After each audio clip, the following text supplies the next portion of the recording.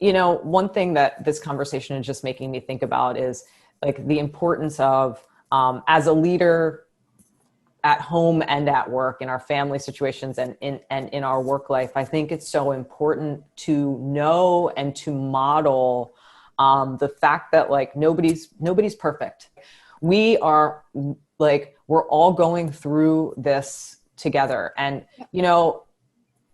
I'm a well-being person. Like I do like well-being consulting. I'm a leadership coach. Like, some people might look and say, oh, don't you have it all together? No, I don't. Like there are mornings I wake up and I'm like, oh my gosh, I don't know how I'm going to do this again today. And I have to have the strategies that, I have the strategies that I know I can put into place that help me keep going. But I also know that I can give myself grace. I can give the people that I work with grace, my parents, my family, my friends, like we are struggling. And just because it's messy, just because you are scratching and crawling and muddling through many days and maybe not performing up to, where you exactly want to be, as you said, Catherine, like it's okay. And I feel like there's this paradox for those of us that are high performers, that are leaders. We want to strive for improvement constantly. We want to bring our best. We want to be excellent.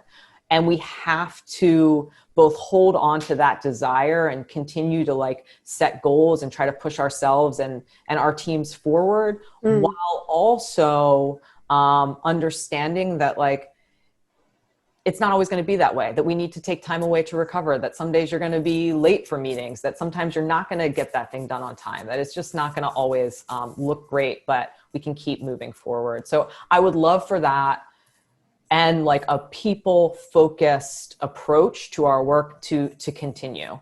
Right. Yeah.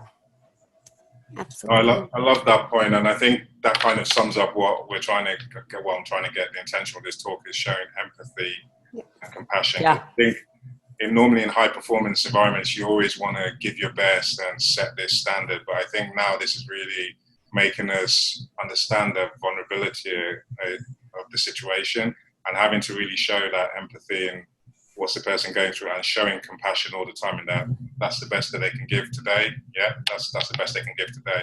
Absolutely. And the point that you said nobody's perfect, it was actually, so my mentor and supervisor, she was one of the first persons who actually held her hand up and just said, I'm struggling, I'm having a grumpy, she calls it a grumpy day. And by her doing that, it actually made me start to realize that I was actually having grumpy days as well. You kind of think, oh, I'm the mindfulness expert and blah, blah, blah. And Right. No, you still wake up and some days are a struggle. And just trying to accept that and just say, it's okay. Today's, just give the best that you can and let's see what happens tomorrow. It's been very... And Sunny, if I can just add, as a leader, I think what this has shown us, so scientists, when we, in our training, sort of lack the training in terms of emotional intelligence and the soft skills when it comes to leadership. And so I think what this has shown us is how incredibly important those are as a leader. And those of us or those who are leaders who have really embraced that and have worked hard to hone those skills, I think their employees are really flourishing during this time. And on the flip side, those who haven't or struggle with that, will probably find a very challenging work environment for them. But I think it's shown us how important that training should be for leaders, and how as individuals we need to continually work on those skills, because that really is what is allowing us that comfort and that support to kind of push us forward and ensure that our work is always moving. I had to do the hand clap because yes, preach, Catherine, preach. Because I saw that, I was like, what? I know, I've never seen that before. I had to put it in there because you're so you're just speaking the truth, in a couple of ways. One, what we call soft skills, it ain't soft, otherwise these are really the hard skills. These are the essential skills, one. And two, we can develop them, so I think there's just it's so important just to recognize both of those things. Like we can't get by on just our technical skills. No. We have to have the interpersonal communication abilities. We have to have emotional intelligence, you know, like we have to be able to really connect and understand. I had one really crap day. I had a crap couple weeks, and my boss wrote me a note and said like, hey, like, can I give you a call this afternoon? Like, it seems like, are you okay? And she just called and checked in on me, you know, and was just like, what's going on? And it just freed me up to be able to say, oh my God, here's what it is. And then after that, my days have gotten so much better. So just getting to know your people, allowing for that space to do it, and recognizing if you're somebody that's not comfortable in like the people orientation of your work, at whatever level of leadership you're in, like you can develop that. You can put the talents and strengths that you have to work to develop those areas as well, which I think is just so cool. Absolutely. If I knew how to give you a hand clap, I would. Okay, reactions down at the bottom of the Zoom screen. Click on there. Oh, there we go. See, you learn something new every day. Yes. There we go. I was just on that final point. I was actually going to add, so the course, your program that you run, Melissa, actually Wellbeing for Leadership, I think it's one of them. And I was really amazed when I saw that course, because I didn't know something like that existed. But I remember in the UK, in the corporate sector, there was something similar. But whenever directors would get promoted to MD or VP, that course to them was just like an annoyance that, oh my God, I can't believe I have to go for this. And it was just like a box ticking exercise. So sadly enough, a lot of these leaders, it looked like a soft skill. And I hope now that what's happening now, they have to realize that it's not a soft skill. Like, you're really going to have to understand emotional intelligence and how to people manage.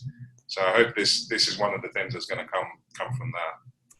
Can we just start a campaign to, like, you know, rephrase soft skills? Like, there has to be a better word for that. Like, let's just, like, the whole community just needs to adopt a new word for this, because honestly, it is not, like you said, Melissa, it's not soft at all. It's the most important and hardest of skills. And you know, it does that title does it no justice. Yeah. We'll start this campaign after this. There we go. I like it. Okay, thank you so much for your time. I've just come to the last bit where I'm just a last question from each of you. If there's one thing that you can share with the world of how they can improve their mental fitness, what would that be? More than one if you want. So. One thing. So when I think about like the foundational components of well-being, where I go is like our body, our mind, our soul to a certain extent. So, you know, for me, it's take care of your foundation, take care of your body, move, sleep, breathe, eat well, like those type of components. Take care of your body.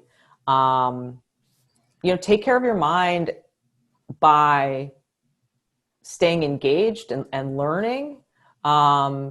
And also like knowing when to turn it off and knowing when to recover. And so knowing how to push and then knowing how to let up on the gas. And you know, feed your soul. And I mean, for me, like that really gets at like connect with others, connect with something that is greater than yourself. That might be your friends, your family, your loved ones, your social circle. It might be your faith. It might be getting out in nature and experiencing awe, but, you know, really like take seriously that it's effortful. You have to put something into it. And it's a journey. Like this is not, you don't just show up one day, say, fill up at the mental fitness gas station and you're good to go for life. You know, this is what life is about. I mean, that was perfect. And I don't think I have much to add to that because I was going to say, you know, I'm a neuroscientist by training. When we talk about memory issues, we always say, eat well, get enough sleep, you know, drink enough water, get exercise, you know, the basics, what you mentioned, Melissa, and that applies to everything. It applies to be able to just function well physically. And I would add to that, and this is something that I've started doing. I downloaded a meditation app, and I don't have much time in my free time during my day, but it allows me to choose a time that I can just sit and listen and focus for even 2 minutes in the start of my day. And it is the one thing that I think that is just my own time. It really kind of sets the tone for the day. And since using it, I've found it a really great, a really great change in my life. And so I would add that in that, find that even if it's a 1 or 2 minute period in your day that you can use for yourself, and it's just you. I think that is a helpful tool as well. So much. Brilliant answers. Thank you again, both of you, for your time. It's been amazing having this conversation. Likewise. Can we Yeah, do it again? yeah. This has been a great energy boost for me. I've really enjoyed it. So thank you, Sunny. Thank you, Catherine. It's really yes, same here, Melissa and Sunny. Thank you so much for having us. Yeah. Thank you, guys. All right. All right. Take good care of yourselves. Take care. Bye-bye. Bye.